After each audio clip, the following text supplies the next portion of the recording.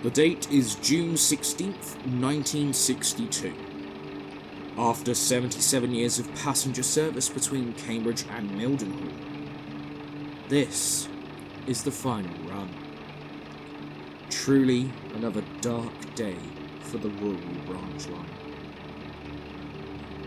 It's been 3 years since the last E4 was withdrawn, and diesels have fully taken over. Join me as we travel along the line one last time,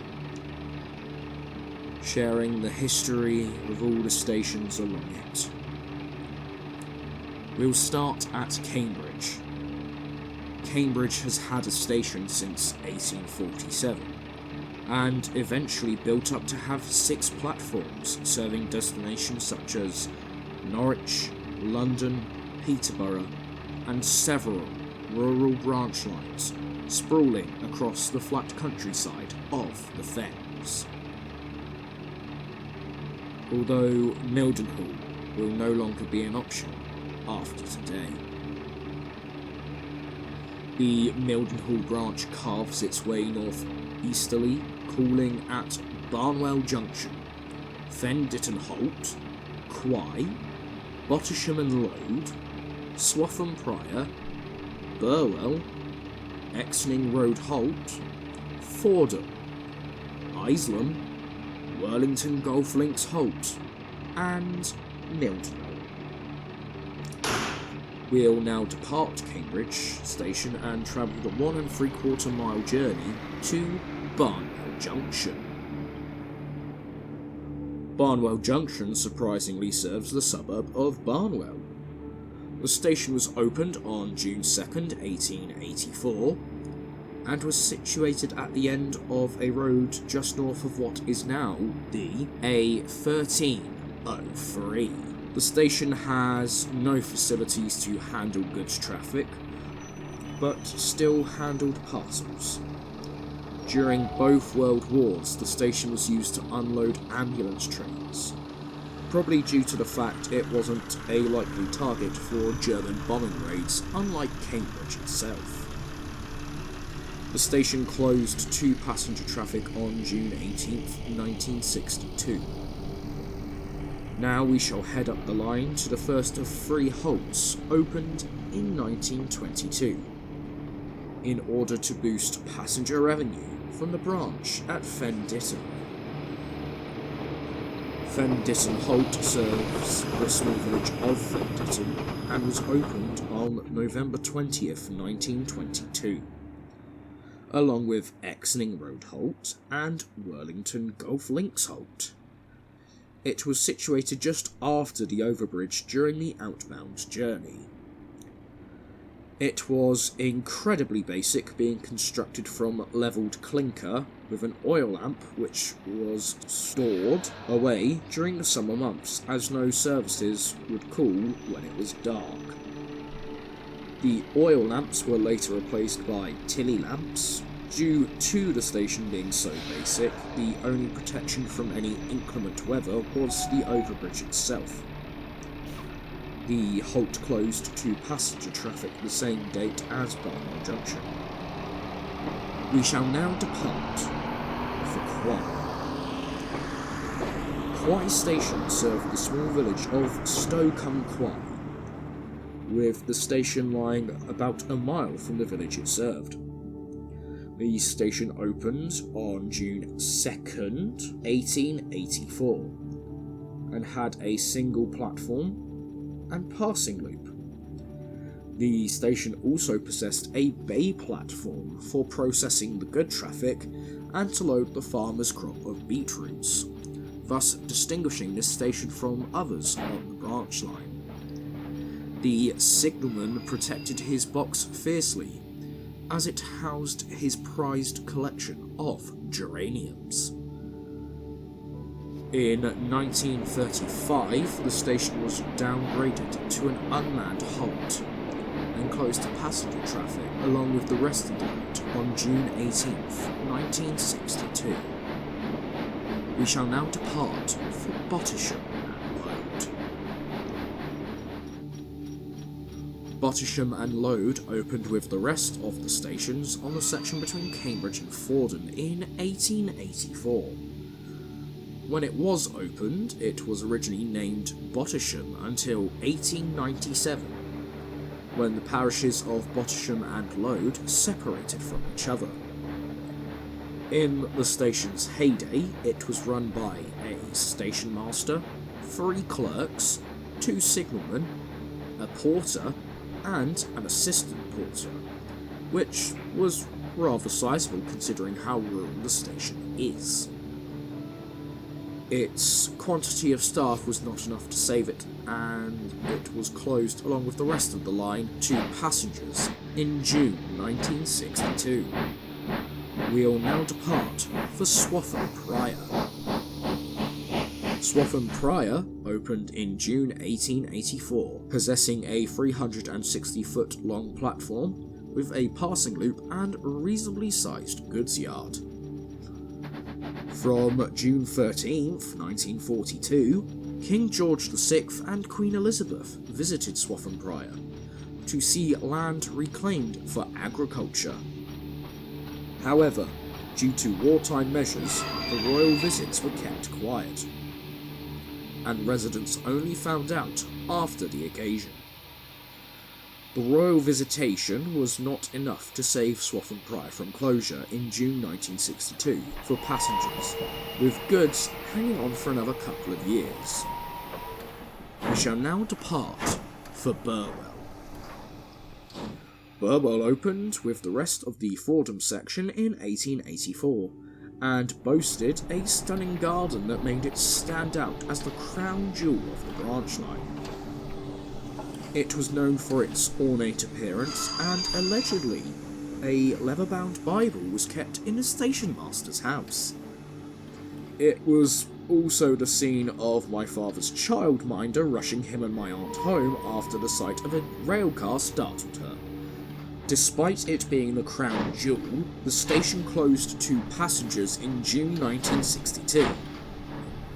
We shall now depart for the second of the trio of halts, Exning Road Halt.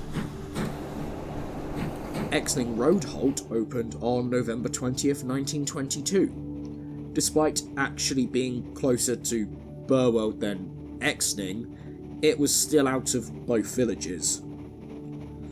It was also near the site of Burwell Cement Works that had its own private sidings for the delivery of chalk and the distribution of cement. The halt closed to both passenger and goods traffic in June 1962. We shall now depart for Fordham. Fordham Station was opened before the construction of the Mildenhall Branch, as it saw services going to and from Ely and Ipswich. Whilst it served the village of Fordham, it was a small distance away. It served as the original terminus of the line until 1885, when the extension to Mildenhall was opened. Despite being served by multiple services per hour, the station closed to passengers along with the rest of the line in 1962.